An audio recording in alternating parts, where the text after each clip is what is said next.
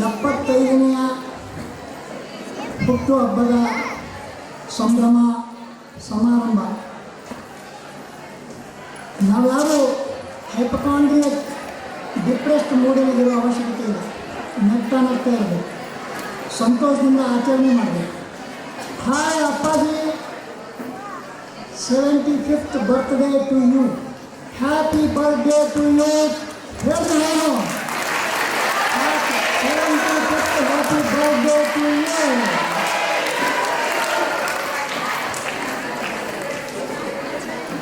ಬಂಧುಗಳೇ,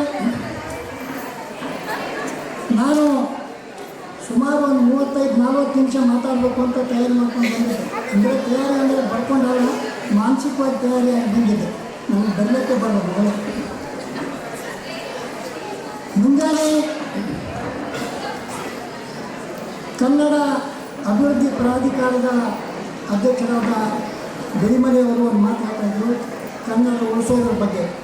ನಿಮ್ಮೆಲ್ಲರಿಗೂ ಒಂದು ರೀತಿಯಿಂದ ಸ್ಫೂರ್ತಿ ಸಿಗಲಿ ಅನ್ನೋ ಕಾರಣಕ್ಕೆ ಮಾತಾಡ್ತಾ ಇದ್ದೀನಿ, ಘಮಂಡಿನಿಂದಲ್ಲ.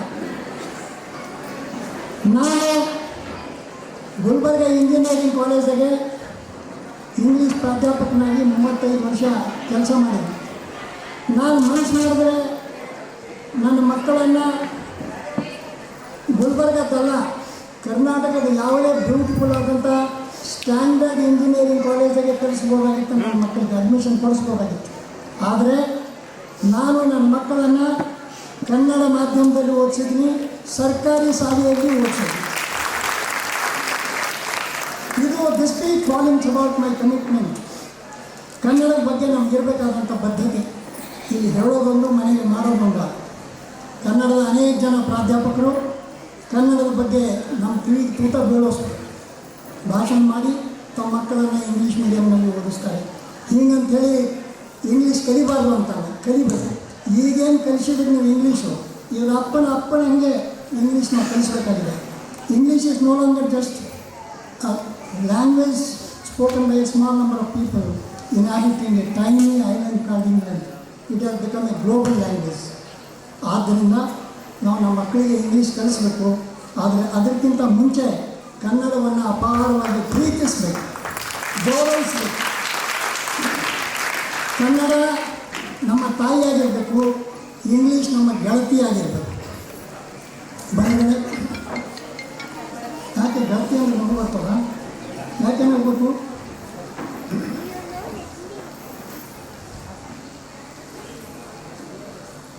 ಆಫ್ರಿಕನ್ ಫಿಲಸಾಫಿಕಲ್ ಕಾನ್ಸೆಪ್ಟ್ ಒಂದಿದೆ. ಆಫ್ರಿಕನ್ ಸಾಂಸ್ಕೃತಿಕ ಪರಿಸರದಲ್ಲಿ ಒಂದು ಕಾನ್ಸೆಪ್ಟ್ ಇದೆ, ಉಬುಂಟು. ಉಬುಂಟು ಅದರ ವಿವರ ಏನು ಅಂತಂದರೆ, I am here only because you are there. ನಿಮ್ಮಿಂದಾಗಿ ನಾನಿದ್ದೀನಿ, ನಿಮ್ಮಿಂದಾಗಿ ನಾನು ನನ್ನ ಅಸ್ತಿತ್ವವನ್ನು ಪಡ್ಕೊಂಡೀನಿ. Appaji is here simply because Channabasava Pattadevaru was there. ಅಂದರೆ ನಾವು ಈ ಸಮಾಜದ ಕಮ್ಯುನಿಟಿ ಕಲೆಕ್ಟಿವ್ ಕಂಟ್ರಿಬ್ಯೂಷನ್ನಿಂದಾಗಿ ನಮ್ಮ ವ್ಯಕ್ತಿತ್ವವನ್ನು ಬೆಳೆಸ್ಕೊಂಡಿರ್ತೀವಿ. ನಾನು ಹಚ್ಕೊಂಡಿದ್ದಂಗೆ ನಾನು ನೇಯ್ದಿದ್ದಲ್ಲ, ನಾನು ಹೊಲಿದಿದ್ದು ಅಲ್ಲ, ಈ ಮಾತಾಡೋ ಮೈಕ್ ಅದಲ್ಲ, ಇದು ನಾನೇ ಸೃಷ್ಟಿ ಮಾಡಿದ್ದಲ್ಲ, ಈ ಭವ್ಯ ಬಿಲ್ಡಿಂಗ್ ನಾನೇ ಕಟ್ಟಿದ್ದಲ್ಲ, ಅನೇಕ ಜನರು ಕೂಡಿ ಕಟ್ಟಿದ್ದಾರೆ. ಆ ಮೂಲಕ ನನ್ನ ವ್ಯಕ್ತಿತ್ವಕ್ಕೆ ಒಂದು ಕಳೆ ಗಟ್ಟಿದ್ದಾರೆ. ಹಾಗಾಗಿ ಲಿಂಗೈಕ್ಯ ಚನ್ನಬಸವ ಪಟ್ಟದೇವರು ಇದ್ದುದರಿಂದಲೇ ಬಸವಲಿಂಗ ಪಟ್ಟದೇವರು ಇಲ್ಲಿದ್ದಾರೆ.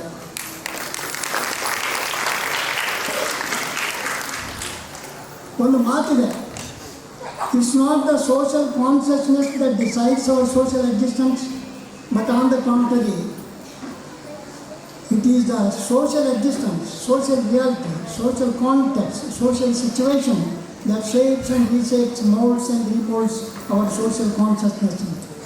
ಪರಿಸರನೇ ನನ್ನ ಪ್ರಜ್ಞೆಯನ್ನು ನಿರ್ಮಾಣ ಮಾಡ್ತದೆ ವಿನ ನನ್ನ ಪ್ರಜ್ಞೆ ಪರಿಸರವನ್ನು ನಿರ್ಮಾಣ ಮಾಡೋದು ಆ ನಂತರದ ಹಂತದಲ್ಲಿ ಮಾಡ್ಬೋದು. ಆ ಮಟ್ಟದಲ್ಲಿ ಚನ್ನಬಸವ ಪಟ್ಟದೇವರು ನಿರ್ಮಿಸಿದಂಥ ಒಂದು ಪರಿಸರದಲ್ಲಿ ಬಾಳಿ ಬದುಕಿದ್ದರಿಂದಲೇ ಬೆಳೆದಿದ್ದರಿಂದಲೇ ಇವತ್ತ ಬಸವಲಿಂಗ ಪಟ್ಟದೇವರು ಬಸವಲಿಂಗ ಪಟ್ಟ ದೇವರಾಗಿ ಬೆಳೆದಿದ್ದಾರೆ, ನಮ್ಮೆಲ್ಲರ ಮಧ್ಯೆ ಇಲ್ಲಿ ಇದ್ದಾರೆ. ಅವ್ರದ್ದು 75ನೇ ಜಯಂತ್ಯೋತ್ಸವವನ್ನು ನಾವೆಲ್ಲರೂ ಸಂಭ್ರಮದಿಂದ ಸಡಗರದಿಂದ ಆಚರಣೆ ಮಾಡಲಿಕ್ಕೆ ಇಲ್ಲಿ ಸಮಾವೇಶಗೊಂಡಿದ್ದೇವೆ. ಪ್ರಿಯ ಬಂಧುಗಳೇ, ವೇದಿಕೆ ಮೇಲಿನ ಗಣ್ಯರೇ, ಕಾರ್ಯಕ್ರಮದ ಸಂಘಟಕರೇ, ಇಲ್ಲಿ ಈ ಕಾರ್ಯಕ್ರಮದಲ್ಲಿ ಪಾಲ್ಗೊಳ್ಳಲಿಕ್ಕೆ ಬಂದು ಕುಳಿತಿರುವ ಪ್ರೊಫೆಸರ್ ಗೋನಾಳ್ ಅವರೇ, ಪ್ರೊಫೆಸರ್ ಸಿದ್ದನಗೌಡ ಪಾಟೀಲ್ರೇ, ನಾನು ಒಂದು 6-7 ನಿಮಿಷ ಮಾತ್ರ ಮಾತಾಡಿ ಮುಗಿಸ್ಬೇಕಂತ ವಿಚಾರ ಮಾಡಿದ್ದೀನಿ. ಒಂದು, ಚನ್ನಬಸವ ಪಟ್ಟದೇವರು ನಿರ್ಮಿಸಿದಂಥ ಪರಿಸರ ಅಂದರೆ ಯಾವ ಪರಿಸರ ಅದು? ಇಲ್ಲಿ ಅನೇಕ ಕ್ರಾಂತಿಗಳಾಗಿ ಹೋಗಿವೆ ಈ ದೇಶದಲ್ಲಿ. 78 BC ಸ್ಪಾಟಕಸನ್ ಕ್ರಾಂತಿಯಾಗಿದ್ದಾನೆ. ಆನಂತರ 15ನೇ ಶತಮಾನದಲ್ಲಿ ಮಾರ್ಟಿನ್ ಲೂಥರ್ ಕಿಂಗ್ ಸೀನಿಯರ್ ಆತನ ಕ್ರಾಂತಿ ಆಗಲಿ, ಚೈನಾದ ಕ್ರಾಂತಿ ಆಗಲಿ, ಫ್ರಾನ್ಸಿನ ಕ್ರಾಂತಿ ಆಗಲಿ, ರಷ್ಯಾದ ಕ್ರಾಂತಿ ಆಗಲಿ, ಕ್ಯೂಬಾದ ಕ್ರಾಂತಿ ಆಗಲಿ, ವಿಯೆಟ್ನಾಂನ ಕ್ರಾಂತಿ ಆಗಲಿ, ಇಲ್ಲಿ ಅನೇಕ ಕ್ರಾಂತಿಗಳಾಗಿದೆ. ಈ ಎಲ್ಲ ಕ್ರಾಂತಿಗಳಿಗಿಂತಲೂ 12ನೇ ಶತಮಾನದಲ್ಲಿ ಬಸವಾದಿ ಶರಣರು ಮಾಡಲಿಕ್ಕೆ ಪ್ರಯತ್ನ ಮಾಡಿದಂಥ ಕ್ರಾಂತಿ ಅದಲ್ಲ, ಅದು ಭಾಳ ವಿಶಿಷ್ಟವಾದದ್ದು. ಜಗತ್ತಿನ ಯಾವುದೇ ಧಾರ್ಮಿಕ ನಾಯಕ, ಯಾವುದೇ ಸಾಮಾಜಿಕ ಧುರೀಣ, ಯಾವುದೇ ರಾಜಕೀಯ ಧುರೀಣ ಮಾಡದೇ ಇರತಕ್ಕಂಥ ಕೆಲಸ ಬಸವಾದಿ ಶರಣರು ಮಾಡಿದ್ದಾರೆ. ಯಾವುದಾದ್ರು ಬುದ್ಧ ಆಗಲಿ, ಮಹಾವೀರ ಆಗಲಿ, ಮೊಹಮ್ಮದ್ ಪೈಗಂಬರ್ ಆಗಲಿ, ಯೇಸು ಕ್ರಿಸ್ತ ಆಗಲಿ, ಇವರು ಯಾರೂ ತಮ್ಮ ಅನುಯಾಯಿಗಳಿಗೆ ಓದಲಿಕ್ಕೆ ಬರೀಲಿಕ್ಕೆ ಕಲಿಸಿಲ್ಲ. ಆದರೆ ಬಸವಾದಿ ಶರಣರು ತಮ್ಮ ಎಲ್ಲ ಅನುಯಾಯಿಗಳಿಗೆ ಹೆಬ್ಬಟ್ಟೊತ್ತೊಬ್ಬಲ್ಲಿ ಹೆಸರು ಬರಲಿಕ್ಕಲ್ಲ, ಬದುಕಿನ ಅತ್ಯಂತ ಗಹನವಾದಂಥ, ಸಂಕೀರ್ಣವಾದಂಥ, ಅಗಾಧವಾದಂಥ ಅನುಭವಗಳನ್ನು ಅಂತರ್ಗತ ಮಾಡಿಕೊಂಡು ಅಷ್ಟೇ ಉದಾತ್ತವಾದಂಥ, ಸರಳವಾದಂಥ, ಬೇಕಂದರೆ ಸಂಕೀರ್ಣವಾದಂಥ ಭಾಷೆಯಲ್ಲಿ ಅಭಿವ್ಯಕ್ತಿ ಮಾಡಲಿಕ್ಕೆ ಸಾಧ್ಯ ಆಗಬಹುದಾದಂಥ ರೀತಿಯ ಶಿಕ್ಷಣ ಕೊಟ್ಟಿದ್ದು. ಇದರಿಂದಾಗಿ ಒಂದು ವಿಶಿಷ್ಟವಾದಂಥ ಪರಿಸರ ನಿರ್ಮಾಣ ಮಾಡಲಿಕ್ಕೆ ಆಯಿತು.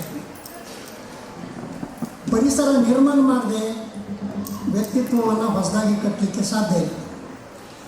ಅಮೇರಿಕದ ಒಬ್ಬ ಸೈಕಾಲಜಿಸ್ಟ್, ಫಿಲಾಸಫರ್ ವಿಲಿಯಂ ಜೇಮ್ಸ್ ಅಂತ, ಆತ ಒಂದು ಮಾತು ಹೇಳ್ತಾನೆ, ಭಾಳ ಅದ್ಭುತವಾದಂಥ ಮಾತು. The greatest discovery of my generation is that people can change their lives by changing their attitudes. ನನ್ನ ಕಾಲದ ಅತ್ಯಂತ ಅದ್ಭುತವಾದಂಥ ಸಂಶೋಧನೆ ಅಂದರೆ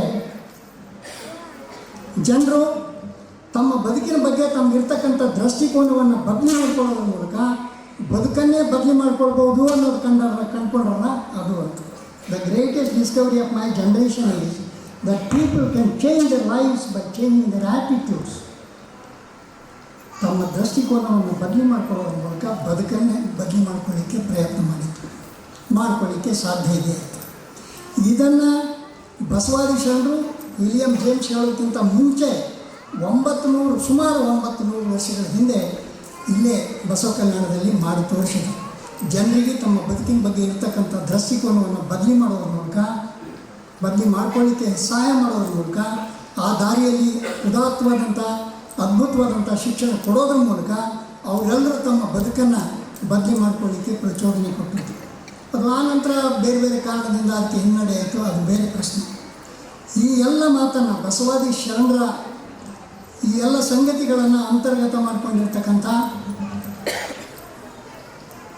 ಲಿಂಗೈಕ್ಯ ಚನ್ನಬಸವ ಪಟ್ಟದೇವರು ಇಲ್ಲಿ ಇಂಥ ಒಬ್ಬ ಸಾಮಾನ್ಯ ಮನೆತನದಿಂದ ಬಂದಂಥ ಶಿಷ್ಯೋತ್ತಮನನ್ನು ಶೋಧಿಸಿ ಅದ್ಭುತವಾದಂಥ ಶಿಕ್ಷಣ ಕೊಟ್ಟು ದೃಷ್ಟಿಕೋನವನ್ನು ಬೆಳೆಸಿ ಆನಂತರ ಇಡೀ ಮಠದ ಜವಾಬ್ದಾರಿಯನ್ನು ಅವ್ರ ಮೇಲೆ ಹೇರಿಬೋದು. ಅವರಿದ್ದರು ಅಂಥೇಳಿ ಇವರು ಇವತ್ತು ನಮ್ಮ ಮಧ್ಯೆ ಇದ್ದಾರೆ ಅನ್ನೋ ಮಾತಿನ ಅರ್ಥ ಇದೆ. ಬಂಧುಗಳೇ, ಕೆಲವು ದಿನಗಳ ಹಿಂದೆ ನಾನು ಅಪ್ಪಾಜಿಯವರಿಗೆ ಭೇಟಿಯಾಗಿದ್ದೆ. ಹಿಂಗೆ ಏನೇನೋ ಮಾತಿಗೆ ಬಂದಾಗ ಹಿಂಗಾಯಿತು ಹಂಗಾಯಿತು ಅಂತ ತಮ್ಮ ವ್ಯಥೆಯನ್ನು ಹೇಳ್ಕೊತಾ ಇದ್ದಾರೆ. ಏನಾಗಬೇಕಾಗಿಲ್ಲ, ಏನಾಗಬೇಕಾಗಿಲ್ಲ. ಕೆಲವೇ ದಿನದಲ್ಲಿ you are going to build an empire ಅಂತ. And now he has proved, he has built up an educational empire within a matter of just 20 to 30 years. 15-20 ವರ್ಷದ ಒಳಗೆ ಒಂದು ಶೈಕ್ಷಣಿಕ ಎಂಪೈರನ್ನು ಕಟ್ಟಿದ್ದಾರೆ. ಅದ್ಭುತವಾದಂಥ ಎಂಪೈರ್ ಕಟ್ಟಿದ್ದಾರೆ. ಚನ್ನಬಸವ ಪಟ್ಟದೇವರ ಬಗ್ಗೆ ಹೇಳಬೇಕಾದ್ರೆ, ಫ್ರಾನ್ಸ್ ಕ್ರಾಂತಿಯ ಸಂದರ್ಭದಲ್ಲಿ ಇಂಗ್ಲೆಂಡಿನ ಒಬ್ಬ ಕವಿ ವರ್ಡ್ಸ್ವರ್ತ್, ಇಂಗ್ಲೆಂಡಿನ ಇನ್ನೊಬ್ಬ ಅವನಿಗಿಂತ ಹಿಂದೆ ಆಗ್ಬೋದಂಥ ಒಬ್ಬ ಮಿಲ್ಟನ್ ಕವಿ ಬಗ್ಗೆ ಹೇಳ್ತಾನೆ. Milton was a democrat, a revolutionary democrat. ಅವನ ಬಗ್ಗೆ ಹೇಳ್ತಾನೆ ಫ್ರಾನ್ಸ್ ಕ್ರಾಂತಿಯ ಸಂದರ್ಭದಲ್ಲಿ, Milton thou shouldst be living at this hour ಅಂತ. ಓ ಮಿಲ್ಟನ್, ನೀನು ಈ ಸಂದರ್ಭದಲ್ಲಿ ಫ್ರಾನ್ಸ್ ಕ್ರಾಂತಿಯ ಸಂದರ್ಭದಲ್ಲಿ ಇರಬೇಕಾಗಿತ್ತು ಅಂತ. ಈಗ ನಾನು ಅಂತೀನಿ, ಪೂಜ್ಯ ಲಿಂಗೈಕ್ಯ ಚನ್ನಬಸವ ಪಟ್ಟದೇವರೇ, ನೀವು ಇವತ್ತಿರಬೇಕಾಗಿತ್ತು ಅಂತ. ಇದನ್ನೆಲ್ಲ ನೋಡಬೇಕಾಗಿತ್ತು. ಅದು ನನ್ನ ವಿಶ್ವಲ್ ಥಿಂಕಿಂಗ್ ಆಮತ್ ಬೇರೆ, ಅವ್ರು ಮತ್ತೆ ಬರಲ್ಲ ನೋಡೋಲ್ಲ ಆಮತ್ ಬೇರೆ. ಆದರೆ ನನ್ನ ವಿಶ್ವಲ್ ಥಿಂಕಿಂಗ್, ಪಟ್ಟದೇವರೇ ನೀವು ಇವತ್ತಿದ್ದು ಇದೆಲ್ಲವನ್ನು ನೋಡಬೇಕಾಗಿತ್ತು ಅಂತ ಅನಿಸೋಲ್ಲ? ನಮಗೆಲ್ರಿಗೂ ಅನ್ನಿಸ್ತದೆ, ನಮ್ಮೆಲ್ಲರಿಗಿಂತ ಹೆಚ್ಚಿಗೆ ಬಸವಲಿಂಗ ಪಟ್ಟದೇವರಿಗೆ ಅನ್ನಿಸ್ತದೆ ಅಂತ ನನಗೆ ಅನ್ನಿಸ್ತದೆ. ನೀವು ಇರಬೇಕಾಗಿತ್ತು, ಇದೆಲ್ಲ ನೋಡಬೇಕಾಗಿತ್ತು. ಎಲ್ಲಿ ಬಿಟ್ಟು ನನ್ನ ಎಂಪೈರ್ ಯಾರ್ದೋ ನಿಷ್ಠುರಕ್ಕೆ ಒಳಗಾಗಿ ಅನೇಕ ಕಷ್ಟಗಳನ್ನು ಸಹಿಸಿ ಅದೆಲ್ಲವನ್ನು ಮೆಟ್ಟಿ ಮೀರಿ ನಿಂತು ಇಂಥ ಅದ್ಭುತವಾದಂಥ ಎಂಪೈರ್ ಕಟ್ಟೋದು ಅಂತಂದರೆ ರಾತ್ರೋರಾತ್ರಿ ಸಾಧಿಸಿದ್ದಲ್ಲ ಅದು. ಅಮೇರಿಕಾದ ಒಬ್ಬ ಕವಿ H.W. ಲಾಂಗ್ಫೆಲೋ ಅಂತೇಳಿ ಒಂದು ಮಾತನ್ನು ಹೇಳ್ತಾನೆ, ಅದ್ಭುತವಾದಂಥ ಮಾತು ಅನ್ನೋದಿಲ್ಲ. The heights by great men reached and kept. Let me repeat it for you. The heights by great men reached and kept were not attained by sudden flight, but they, while their companions slept, were upward, toiling upward in the night. ಮಹಾನ್ ವ್ಯಕ್ತಿಗಳು ಸಾಧಿಸಿದಂಥ ಮಹತ್ತರವಾದಂಥ ಗಗನಚುಂಬಿ ನಭೋಸ್ಪರ್ಶಿ ಸಾಧನೆಗಳವಲ್ಲ, ಅವು ರಾತ್ರೋರಾತ್ರಿ ಮಾಡಿವಲ್ಲ. ಇಡೀ ಜಗತ್ತು ಮಲಗಿ ನಿದ್ದೆ ಹೊಡೆಯುವಾಗ ಇವರು ಕಣ್ಣಾಗಿ ಎಣ್ಣೆ ಹಾಕ್ಕೊಂಡು ಕೆಲಸ ಮಾಡ್ತಾಯಿದ್ರು, ದುಡಿತಾಯಿದ್ರು, ಅಹರ್ನಿಶಿ ಶ್ರಮಿಸ್ತಾಯಿದ್ರು, ಬಡ್ದಾಡ್ತಾಯಿದ್ರು. ಹಾಗೆ ಬಡ್ದಾಡೋದ್ರ ಮೂಲಕ ಮಾತ್ರ ಅದ್ಭುತವಾದಂಥ ಮಹತ್ತರವಾದಂಥ ಸಾಧನೆ ಮಾಡಲಿಕ್ಕೆ ಸಾಧ್ಯ ಅನ್ನೋದನ್ನು ಬಸವಲಿಂಗ ಪಟ್ಟದೇವರು ನಮ್ಮೆದುರು ಮಾಡಿ ತೋರಿಸಿದ್ದಾರೆ. ಬಂಧುಗಳೇ, ಇದೆಲ್ಲ ಮಾಡಲಿಕ್ಕೆ ಸಾಧ್ಯ ಆಗಿದ್ದಂಗೆ ಜಿದ್ದಿಪನ, ಹಠಮಾರಿತನ, ಇದನ್ನು ಮಾಡಬೇಕು ಅಂದರೆ ಮಾಡೇ ತೀರ್ತಕ್ಕಂಥದ್ದು, ಇದನ್ನು ಸಾಧಿಸ್ಬೇಕಂದ್ರೆ ಸಾಧಿಸಿಯೇ ತೀರ್ತಕ್ಕಂಥದ್ದು. ಅಂಥ ಜಿದ್ದಿಪನ, ಹಠಮಾರಿತನ, ಆಬ್ಯುರಸಿ, ಆಬ್ಸ್ಟಿನಸಿ, ಸ್ಟಬ್ಬಾರ್ನ್ ಕ್ವಾಲಿಟಿ ಒಳಗಿದ್ದರೆ ಮಾತ್ರ ಸಾಧ್ಯ. ಉರ್ದು ಕವಿ ಒಂದು ಮಾತು ಹೇಳಿದ್ದಾನೆ, ಎಷ್ಟು ಜಿದ್ದಿ ಆಗಬೇಕು ನಾವು ಏನಾದರೂ ಸಾಧಿಸ್ಬೇಕಾದ್ರೆ, ಎಷ್ಟು ಜಿದ್ದಿ ಆಗಬೇಕು, ಎಷ್ಟು ಜಿದ್ದಿ ಅಂತ ಗೊತ್ತಾಗ್ತದೆ ನೀವು. ಬೀದರ್ ಡಿಸ್ಟ್ರಿಕ್ಟ್ ಹಠಮಾರಿಗಳು ಪಂಚಮಿ ಹಬ್ಬಕ್ಕೆ ಇದು ಕೊಡಿಸ್ಲಿ, ಕಿರಣ್ ಕೊಡಿಸ್ಲ ಅಂದ್ರೆ ಊಟ ಮಾಡಲ್ಲ ಅಂತ ಮಲ್ಕೊಳ್ಳೋಲ್ಲ, ಜಗಳ ಆಡೋಲ್ಲ. ಇಂಥದ್ದೇ ಕೊಡಿಸ್ಬೇಕು, ನಂಗೆ ಇಂಥದ್ದೇ ಡ್ರೆಸ್ ಕೊಡಿಸ್ಬೇಕು, ಕೊಡಲಿಲ್ಲ ಅಂತಂದರೆ ನಾನು ಊಟನೇ ಮಾಡೋಲ್ಲ, ಹೇಳೋಲ್ಲ ಅಂತ. ಹಠಮಾರಿತನ, ಜಿದ್ದಿಪನ ಏನಂತ ನಂಗೆ ಗೊತ್ತಿಲ್ಲ, ಜಿದ್ದಿಪನೇ. ಹಾಂ, ಅಬ್ಯುರಸಿ, ಮಬ್ರೂರ್. ಹೌದಾ? ಅಪ್ಪಾಜಿಯವರು ಇಂಥ ಹಠಮಾರಿತನವನ್ನು ಅಂತರ್ಗತ ಮಾಡಿಕೊಂಡಿದ್ದಕ್ಕೆ ಕೆಲವೇ ವರ್ಷಗಳಲ್ಲಿ ಇದನ್ನು ಸಾಧಿಸಲಿಕ್ಕೆ ಸಾಧ್ಯ ಆಗಿದೆ. ಆ ಉರ್ದು ಕವಿ ಏನು ಹೇಳ್ತಾನೆ ಅಂತಂದರೆ, ಎಷ್ಟು ಜಿದ್ದಿ ಆಗಬೇಕು ನಾವು ಅಂತಂದರೆ, खुदी को कर बुलंद इतना कि हर तकदीर से पहले खुद खुदा ने बंदे से ही पूछे बता तेरी रज़ा क्या है. ಕೇಳಬೇಕು ಇದನ್ನು. ಉರ್ದು, ಪ್ಯೂರ್ ಉರ್ದು ನಮಗೂ ನಿಮಗೂ ಅರ್ಥ ಆಗಲ್ಲ. ಅದರ ಅರ್ಥವನ್ನು ನಾನು ಬಿಟ್ಟು ಹೇಳಿ ನನ್ನ ಮಾತು ಮುಗಿಸ್ತಾ ಇದ್ದೀನಿ. ನಮ್ಮ ಗ್ರಾಮಾಂತರದಾಗೆ ಒಂದು ಕಲ್ಪನೆ ಇದೆ, ಇವತ್ತಿಗೂ ಅದೇನು ಹೋಗಿಲ್ಲ. ಅದು ಏನು, ನಾವೆಲ್ಲರೂ ಹುಟ್ಟಿದ ಮೇಲೆ 5 ದಿನಕ್ಕೆ ಐದೇಶಿ ಅಂತ ಮಾಡ್ತಾರೆ. ಐದೇಶಿ ದಿನ ರಾತ್ರಿ ಆ ಮಗು ಮತ್ತು ತಾಯಿ ಇರ್ತಕ್ಕಂಥ ರೂಮ್ ಇರ್ತದಲ್ಲ, ರೂಮ್ ಬಾಗಿಲು ಅರ್ಧ ತೆರೆದಿರ್ತಾರೆ. ಪೂರ್ತಿ ಮುಚ್ಚೋದು, ಪುಟಿಂಗ್ ಅಜಾರ್ ಅಂತೀವಿ ಇಂಗ್ಲೀಷ್ನಲ್ಲಿ. ಅರ್ಧ ಮುಚ್ಚಿರ್ತಾರೆ, ಬಾಗಿಲು ತೆರೆದಿರ್ತಾರೆ. ಯಾಕೆ ಅಂದರೆ ರಾತ್ರಿ ಸರಾತ್ರಿ 1ಕ್ಕೋ 2ಕ್ಕೋ ಬ್ರಹ್ಮನ ಹೆಂಡತಿ ಶಟ್ವಿನಿ ಅಂತಾರೆ ಗ್ರಾಮಾಂತರದಲ್ಲಿ. ಸರಸ್ವತಿ ಅಂತಾರೆ, ಆದರೆ ಶಟ್ವಿನಿ ಅಂತಾರೆ. ಏನು ಹಣೆಬರು ಬರೀತಾ ಇವ ಶಟ್ವಿ ನಾನು ಅಂತ ಹೇಳಲ್ಲ, ಶಟ್ವಿ ಅಂತಾರೆ. ನಂಗೆ ಗೊತ್ತಿದೆ. ರಾತ್ರಿ ಬ್ರಹ್ಮನ ಹೆಂಡತಿ ಶಟ್ವಿ ಇಬ್ಬರು ಬರ್ತಾರಂತ. ಹೆಂಗೆ ಬರ್ತಾರೋ, ಹೆಲಿಕಾಪ್ಟರ್ದಾಗ ಬರ್ತಾರೋ ಏರೋಪ್ಲೇನ್ದಾಗ ಬರ್ತಾರೋ ಗೊತ್ತಿಲ್ಲ ನನಗೆ. ಬರ್ತಾರಂತ, ಬಂದು ಹೀಗೆ ಹಣಿಕೆ ಹಾಕಿ ನೋಡ್ತಾರಂತ ಬಾಗಿಲಾಗೆ. ಆ ತಟ್ಟಿ ತೆರೆದಿರ್ತಲ್ಲ ಅರ್ಧ ಹಣಿಕೆ ಹಾಕಿ ನೋಡ್ತಾರಂತ. ನೋಡಿದಾಗ ಏನಾಯಿತು ಅಂತಂದರೆ ಶಟ್ವಿ ಬರೀತಾಳಂತ ಹಣೆ ಬರ. ಗಂಡಿತ್ತು ಅಂದರೆ ಬ್ರಹ್ಮ ಬರೀತಾನಂತ. ಪರವಾಗಿಲ್ಲ, ಡಿವಿಷನ್ ಆಫ್ ಲೇಬರ್ ಹಂಚ್ಕೊಂಡಿದ್ದಾರೆ ಕೆಲಸ. ಇಲ್ಲಿ ಮೇಡಮ್ ಅವ್ರು ಹಣೆ ಬರ ಬರೆಯೋದ ಅಂತ ತಿಳ್ಕೊಡ್ರಿ. ಮೇಡಮ್ ಅವ್ರು ಹಣೆ ಬರ ಬರಿಬೇಕಾದ್ರೆ ಶಟ್ವಿ ಎದರ್ ಕುಂತೆ ಬರಿಬೇಕಲ್ಲ ಹಣೆಯಾಗ. ಏನು ಹಿಂದೆ ಕುಂತು ಹಿಂಗೆ ಬರೀತಾಳ? ಇಲ್ಲ, ಎದರ್ ಕುಂತು ಹಣೆ ಬರ ಬರೆಯುವಾಗ ಇವ್ರ ಮುಖದಲ್ಲಿಯ ಹಠಮಾರಿತನ ನೋಡಿ, ಇವ್ರ ಮುಖದಲ್ಲಿಯ ಜಿಡ್ಡುತನ ನೋಡಿ, ಅಬ್ಸ್ಟಿನಸಿ, ಸ್ಟಬ್ಬಾರ್ನ್ ಕ್ವಾಲಿಟಿ, ರೆಜಿಲಿಯನ್ಸ್ ಇರ್ತದಲ್ಲ, ಇದೆಲ್ಲವನ್ನು ನೋಡಿ ಹೇಳ ತಾಯಿ ಹೇಳು, ಏನು ಬರಿ ಅಂತ ಹೇಳು, ನೀ ಏನು ಹೇಳ್ತೀಯ ಅದೇ ಬರಿತೀನಿ. ಹೊರಗೆ ನಾನು ಗಂಡ ಕಾಯ್ತಾ ಇದ್ದಾನೆ, ತಡ ಮಾಡಿದ್ರೆ ನಂಗೆ ಒದಿತಾನ ಅಂತ. ಇದು ಒದೆಯೋದು ಸುಡೋದು ಏನು ಇಲ್ಲೇ ಭೂಲೋಕದಾಗ ಅಂತಂದ್ರೆ ಅಲ್ಲಿ ಸ್ವರ್ಗದಾಗ ಹೋದ. ಭಾಳ ಮಂದಿ ಗೊತ್ತಿರ್ಲಿಕ್ಕಿಲ್ಲ. ಶಿವನ ಹೆಂಡತಿ ಪಾರ್ವತಿ ಹೇಳಲ್ಲ, ಆಕೆ ಪಾರ್ವತಿ ಮೊದಲನೇ ಹೆಂಡತಿ ಅಲ್ಲಕ್ಕಿ. ಮೊದಲನೇ ಹೆಂಡತಿ ಹೆಸರು ಸತಿದೇವಿ ಇತ್ತು. ಆಕೆಗೆ ಬೆಂಕಿಯಾಗಿ ಹಾಕಿ ಸುಟ್ಟಿದ್ರು. ಮಾವಾಳೆ ಇಬ್ಬರು ಕೂಡಿ ಇವೆಲ್ಲ ನಡೀತಾವೆ. ದೇವಲೋಕದಾಗೂ ಸುಡೋದು ಹೊಡೆಯೋದು ಬಡಿಯೋದು ಇರ್ತವೆ. ಯಾಕಂದರೆ ಬೇರೆ ಬಿಡ್ತಾರಲ್ಲ, ಅಜಾಪುತ್ರಂ ಬಲಿಯಂ ದದ್ಯಾತ್ ದೈವೋ ದುರ್ಬಲಘಾತಕ ಅಂತ. ಅಜಾಪುತ್ರಂ ಬಲಿಂ ದದ್ಯಾತ್ ದೈವೋ ದುರ್ಬಲಘಾತಕ. ದೇವ್ರು ಬಲಿ ಕೇಳ್ತಾವಲ್ಲ, ಎಲ್ಲಮ್ಮ, ಎಂಕಮ್ಮ, ಮರಗಮ್ಮ, ದುರ್ಗಮ್ಮ ಬಲಿ ಕೇಳಲ್ಲ, ಬಲಿ ಕೇಳ್ತಾವ. ಬಲಿ ಏನು ಕೇಳ್ತಾವ? ಯಾವ ದೇವರು ಇವತ್ತಿನ ತನಕ ನಾನು ಹುಲಿಬೇಕು, ಆನಿಬೇಕು, ಸಿಂಹ ಬೇಕು ಅಂದಿಲ್ಲ. ಕುರಿಬೇಕು, ಕೋಳಿ ಬೇಕಂತ ಕೇಳ್ತಾವ. ನೀವು ಎಲ್ತನ ಮೆತ್ತಗಿರ್ತೀರಿ ಅಲ್ಲಿ ತನಕ ನಿಮಗೆಲ್ಲರೂ ಬಲಿ ಕೇಳೋದು.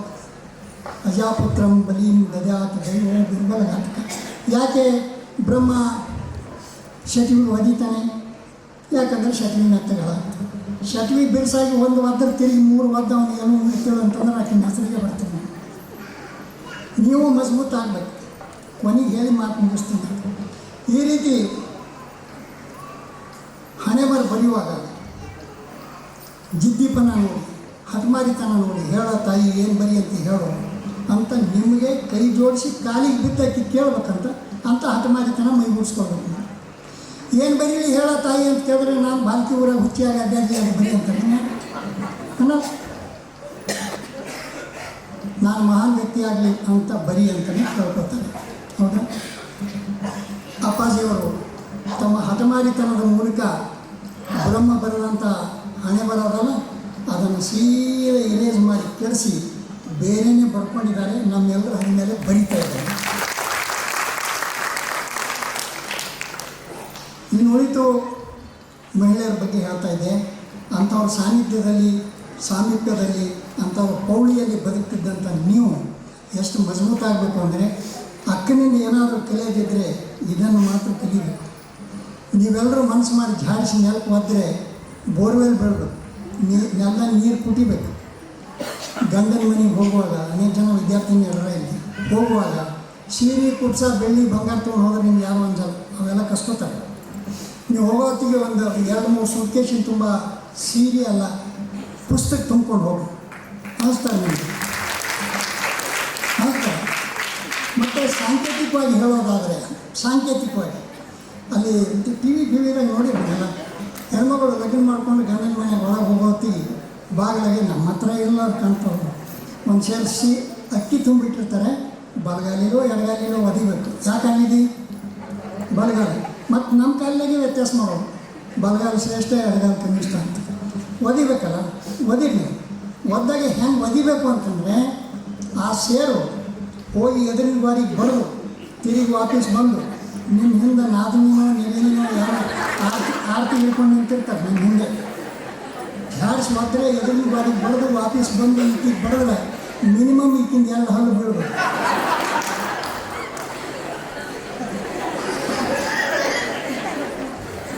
ಇಂಥ ಧೈರ್ಯ ಧೀಮಂತಿಕೆಯನ್ನು ಮೈಗೂಡಿಸ್ಕೊಳ್ಳಿಕ್ಕೆ ಮತ್ತೆ ನಾನು ಅಲ್ಲಿಗೆ ಬರ್ತೀನಿ ಉಬುಂಟುಕ್ಕೆ.